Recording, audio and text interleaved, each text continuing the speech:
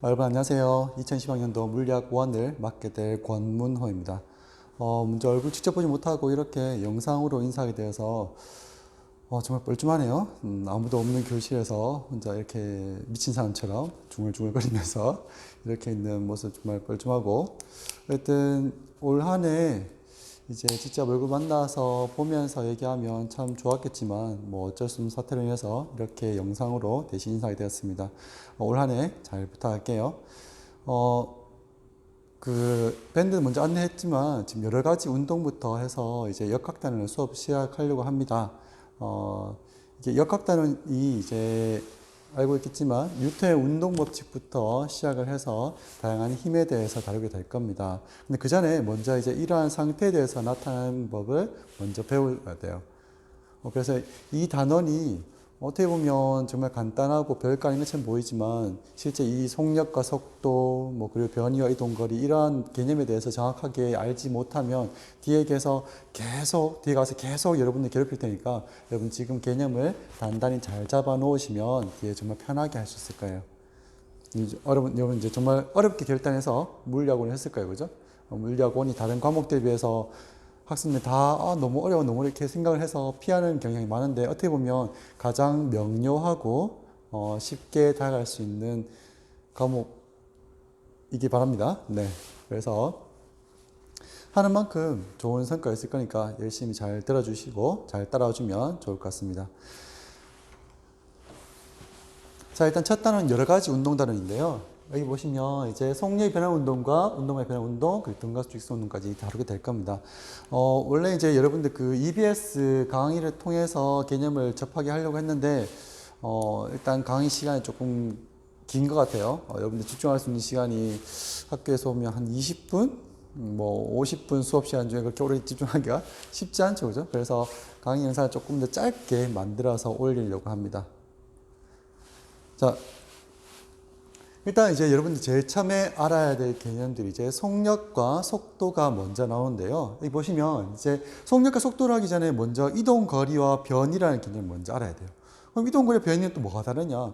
하려면 또 이제 아는 친구도 알겠지만 벡터와 스칼라라는 양을 또 아셔야 돼요. 원래 이제 물리학 2에 나온 내용이긴 하지만 여기서 다루지 않으면 뒤에 가서 이 개념들이 이게 뭐가 달라? 왜 다르지? 이렇게 계속 헷갈릴 수 있기 때문에 먼저 잠시 한번 다뤄보려고 합니다. 벡터와 스칼라는 뭐가 다르냐? 이제 우리가 보통 얘기하는 물리학, 그러니까 중학교 때까지 다뤄왔던 물리학들 대부분 다 이제 스칼라라고 생각하시면 돼요. 스칼라량은 어떤가 하면 크기만 있는 물리학, 단순히 크기만 있는 물리학. 예를 들어서 사람의 키 같은 것들, 몸무게 이런 것들 우리가 스칼라라는 거예요. 스칼라, 크기만 있는 물리량. 그럼 벡터량은 뭐냐? 벡터량은 크기와 함께 방향을 가진 물리량을 우리가 벡터량입니다. 벡터량. 예를 들어서 우리가 힘을 나타낼 때 힘이란 것은 내가 얼마만큼의 크기로 가하느냐도 중요하지만 내가 이 힘을 어디로 가하느냐도 굉장히 중요하겠죠, 그죠? 그래서 제가 어떤 물체가 있는데, 예를 들어서 이런 물체에서 이 물체를 제가 힘을 가하는데, 요렇게 힘을 가느냐, 아니면 요렇게 힘을 가느냐에 따라서 이 물체는 어디로 운동 방향이 달라지느냐가 바뀌게 됩니다. 그래서 이제 단순히 크기만 나타내는 물리량 우리가 이제 스칼라량이라고 하고, 크기와 함께 방향을 가진 성분을 우리가, 가진 물리량 우리가 벡터량이랍니다. 벡터. 자, 그래서 이렇게 스칼라와 벡터가 있고요. 자, 그 다음에 이제 우리가 이 빠르기를 나타내는 속력과 속도를 하기 전에, 그럼 이제 우리가 빠르게 하는 것은 얘가 얼마나 빨리 움직이냐를 나타내는 거잖아요. 그러면 그 자리에 이제 우리가 이동거리와 변이라는 것에서 먼저 정의를 해야 돼요. 왜냐하면 얘가 빠르다는 것은 어떤 거리를 얼마만큼 갔느냐를 나타내는 거잖아요. 그래서 우리가 먼저 이제 이동거리와 변이라는 이 개념에 대해 다뤄야 되는데, 여기에서 이 이동거리는 스칼라량이 되고 변이라는 것은 벡터량이 됩니다. 벡터량. 자, 어떤 차이겠냐? 이동거리는 정의된 것처럼 물체가 실제로 움직인 거리, 물체가 실제로 움직인 거리가 되고, 그리고 변이라는 것은 말 그대로 위치의 변화량이 돼요.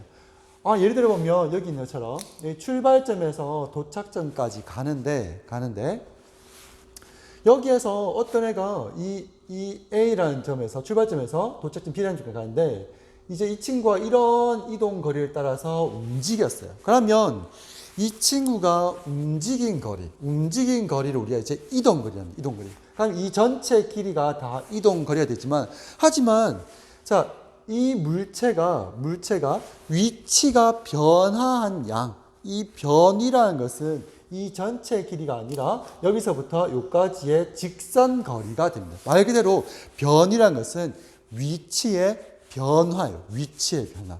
어느 점에 있다가 어느 점을 갔느냐. 그러면 그 직선 거리가 바로 위치의 변화량이 되겠죠. 그래서 중간에 어떤 경로로 갔는지는 실제 전혀 중요하지가 않습니다. 처음에 어디 있었고 나중에 어디 있어서 이 두 위치의 변화를 나타낸 것이 변이고, 이동거리는 이 물체가 처음에 어디 있었고 어디 있었는데 얘가 이 중간에 어떠한 경로를 따라서 갔느냐. 그래서 전체 움직인 거리를 다 합친 물이라 우리가 이동거리라고 합니다. 그래서 이렇게 이동거리와 변이는 차이가 있어요. 차이가. 그리고 이동거리는 단순히 이동한 거리의 합을 나타내기 때문에 방향성을 띠지 않습니다. 단순히 이제 몇 미터를 이동했느냐 이렇게 말하지. 하지만 변이라는 것은 처음 위치에서 나중 위치를 얼만큼 변화했는데 그 방향이 어디 있느냐를 같이 따지게 됩니다. 자, 예를 들어서 자, 여기 이제 A점이 있고 그리고 B점이 있어요. 요 두 점 사이의 직선 거리는 5m예요. 5m.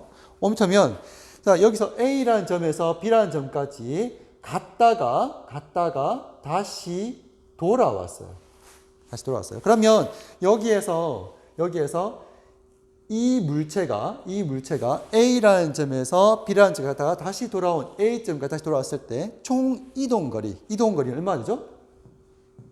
갔다가 왔으니까 총 이동거리는 10m가 됩니다. 10m. 총 이동 10m 되고, 하지만 여기에서 변이는 얼마 될까요? 변이는 말 그대로 위치의 변화량이기 때문에 갔다가 다시 돌아오면 얘는 위치가 변화한 양은 0이겠죠. 0. 그래서 변이는 0이 돼요. 0. 자, 그럼 여기서 이 물체가 다시 요 C점까지 간다고 봅시다. C점까지. 그러면 자, A에서 B를 갔다가 C점까지 갔을 때 이 전체 이동거리와 변이는 얼마 될까요?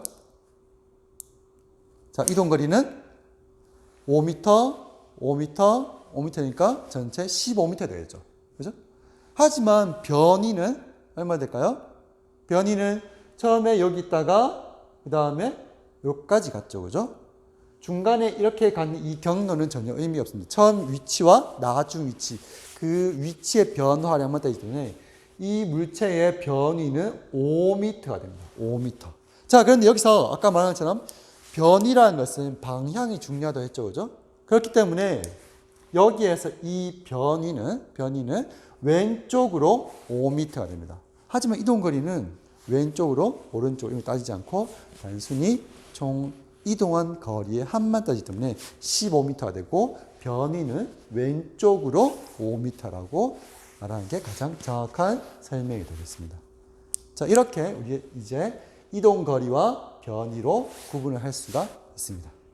네, 이렇게 이제 우리가 속력과 속도를 다루게 될 건데요. 너무 길게 하면 지루하니까 잠시 끊었다가 갈게요.